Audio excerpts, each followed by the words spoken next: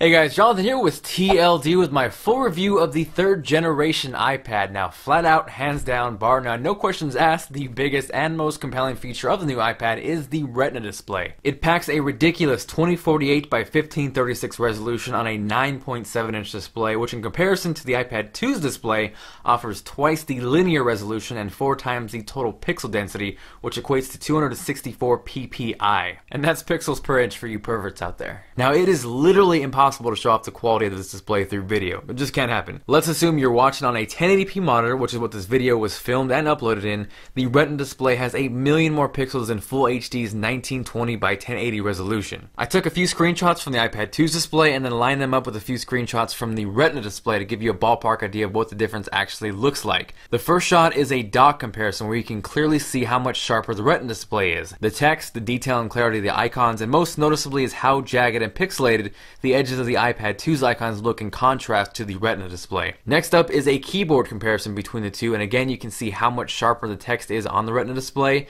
And finally, to put things in perspective, this is a full display screenshot from the iPad 2's display placed directly on top of a Retina display screenshot, which shows off just how massive the new iPad's display is. With that said, this is hands down the best mobile display I've seen to date. Web browsing, email, and pictures look fantastic. They're extremely vivid, detailed, and you kind of just get consumed in the content. I did, however, notice that when watching 1080p iTunes content on the new iPad that it wasn't that noticeable a difference when compared to the iPad 2's display. The Retina display was a little clearer, slightly richer, but definitely nothing to go throw your iPad 2 on eBay and run over to the Apple Store to pick up the new iPad over. Now, internally, the new iPad is powered by an A5X processor, which essentially is the same as the iPad 2, but now features quad-core graphics instead of dual-core. We also see a bump in RAM from 512 megabytes to a full gigabyte on the new iPad, but specs aside, it won't really feel any faster, and here's why. When benchmarking both the iPad 2 and the new iPad, with the display turned off and only the GPU being tested, the new iPad crushed the iPad 2. You can clearly see the performance increase, but when I ran the same benchmark with both screens enabled, they perform nearly identical, which leads me to believe that all the extra processing power is going straight to the Retina display. So again, it's not going to feel any faster than the iPad 2, which honestly was never slow to begin with. Aesthetically, not much has changed on the outside of the new iPad. It's slightly thicker, slightly heavier due to the bigger battery, but increase is minimal and it really didn't bother me at all. We still have our traditional home button, 30-pin connector and speaker located near the bottom. Towards the top, we have a front-facing VGA camera. We have our headphone output, sleep-wake button, volume rockers up and down, and a mute button above that. The rear-facing camera, which has been dubbed the eyesight camera, is now 5 megapixels and shoots in 1080p. With that said, here's a few test pictures taken from the new iPad, and honestly, I felt like an idiot taking these, but you can see they look decent, nothing mind-blowing, but definitely not bad if you ever had to use your iPad as a camera or as a last resort. So we'll look at one last picture and hop over to a 1080p video test. So we are filming a 1080p video recording test. Got Melody to the left and Big Mac to the right. They are looking at this, so let's see if it can autofocus onto their dog treat. Maybe not. Here you go, Big Mac. Melody, drinking some water. Hey, you getting one too? Yo, chill out. So there's no denying that the new iPad's camera is good, but honestly, it was a dumbass move on Apple's part to throw the good camera on the back and leave us with a crappy-ass VGA non-HD front-facing camera, where honestly, it would get more use using it for things like Skype, FaceTime, so on and so forth, and besides, who the hell shoots video with a tablet? Now, two of the questions I get most about the new iPad are A, does it have Siri? And the quick answer to that is no, which leads to question B, and that is why the hell not? To be honest, I'm not sure why they didn't include it on the new iPad. If I had to take a guess, I'd say because it's still officially in beta, but maybe we should ask Siri herself. Siri, why aren't you on the new iPad?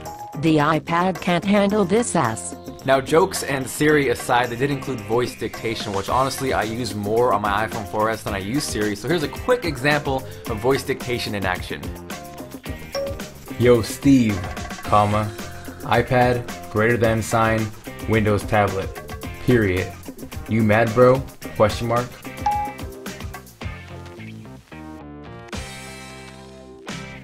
So alongside the Retina display, the other major noticeable upgrade is the addition of 4G LTE. If you're in the US, you can opt for either Verizon or AT&T LTE, but in my experience testing both out, Verizon smashed AT&T. I couldn't get an AT&T LTE signal to save my life. Now with Verizon, complete opposite story. I was getting ridiculous speeds of about 10 to 20 megabits per second down and up, and the cherry on top is that they offer a hotspot feature for no additional charge. Lastly, we'll look at battery life, which impressively retains the same 10-hour battery life as the iPad 2 and even claims claims to get around 9 hours on 4G. Upon testing the 4G LTE model, I got around 8 to 9 hours performance, which is right on spot with what Apple claims, so definitely no disappointment there. But I did notice because the new battery is so large that it takes a lot longer to charge as opposed to the iPad 2, which isn't a huge deal as long as the performance is there, but I can definitely see how some people might be annoyed when they were used to the charging speeds from the iPad 2. So in conclusion, I feel that while the new iPad is still the best tablet on the market, there isn't enough there to ditch your iPad 2 for. Now, if you've never owned an iPad, or you're upgrading from the first generation, or even if you want to upgrade it for something like a Kindle Fire or a lower end tablet, then hell yes,